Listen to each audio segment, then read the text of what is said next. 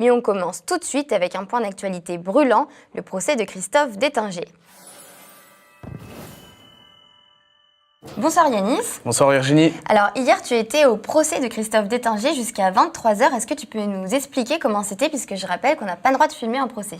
Exactement. Alors en voulant empêcher une injustice, j'en ai créé une autre. C'est par ces mots dits durant le procès que Christophe Détinger résume le mieux l'affaire. Car toute la question du procès va être de savoir si l'acte de Christophe Détinger était prémédité ou pas. Était-il venu à la manifestation de ce 5 janvier pour casser du flic?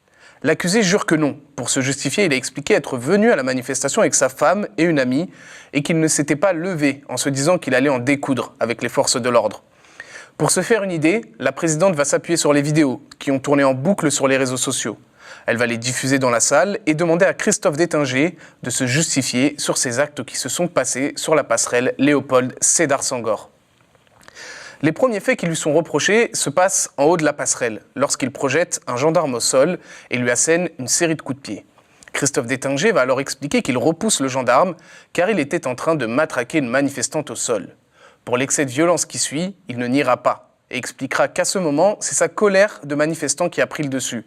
Il dira même à la présidente avoir honte de se revoir ainsi sur les images. Mais tout le débat sera de savoir si Christophe Détinger a bien voulu protéger la manifestante comme il le dit. Car pour la présidente, la vidéo ne permet pas de bien distinguer que la manifestante se fait frapper par le gendarme. Cette manifestante, elle viendra témoigner et expliquera que les coups que lui a mis le gendarme sont au début de la scène que la vidéo diffusée dans la salle ne montre pas.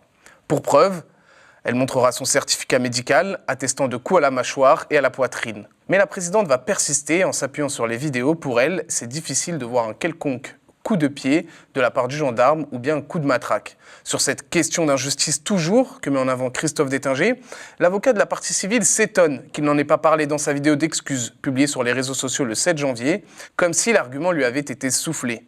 Une insinuation à laquelle l'accusé répondra « Il faut demander aux personnes importantes de ce pays, on est limité chez nous », faisant référence aux récents propos du président de la République à la presse qui affirmait que Christophe Détinger avait été briefé par un avocat d'extrême gauche et qu'il ne parlait pas comme un gitan.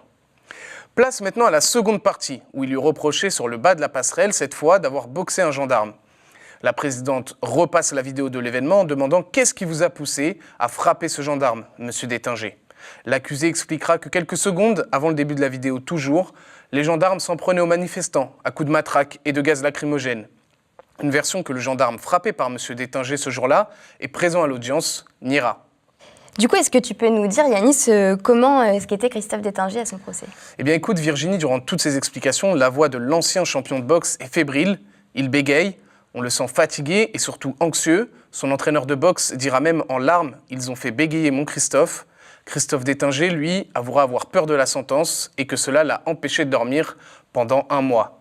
Au final, la présidente décidera de condamner Christophe Détinger à 1 an de prison ferme, aménageable en semi-liberté, c'est-à-dire qu'il pourra passer la journée chez lui avec sa famille et qu'il pourra se rendre au travail, mais qu'il devra passer ses nuits en prison.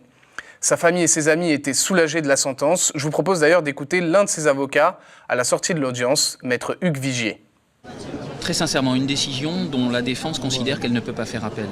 Non pas qu'il s'agisse pour nous de dire qu'elle est exactement conforme à ce que nous attendions ou ce que nous espérions, mais il faut aussi analyser les choses de manière pragmatique parfois et penser à l'intérêt de cet homme que nous défendions. C'est d'ailleurs notre seule préoccupation. Voilà, ça va lui permettre de retrouver les siens, de conserver sûrement son emploi ou d'en chercher un autre très rapidement, de se réinscrire dès maintenant dans une vie de citoyen qui travaille, qui aime son pays et qui continuera de le démontrer. Voilà, dans ces derniers mots, l'ancien champion de France déclara au bord des larmes « On m'érige en symbole, mais je n'ai rien demandé. Reste à savoir désormais si c'est le geste ou le symbole que représente Christophe Détinger qui a été condamné hier. » Merci beaucoup Yanis pour ce rapport très complet de ce procès très suivi médiatiquement. Merci. Merci à toi Virginie.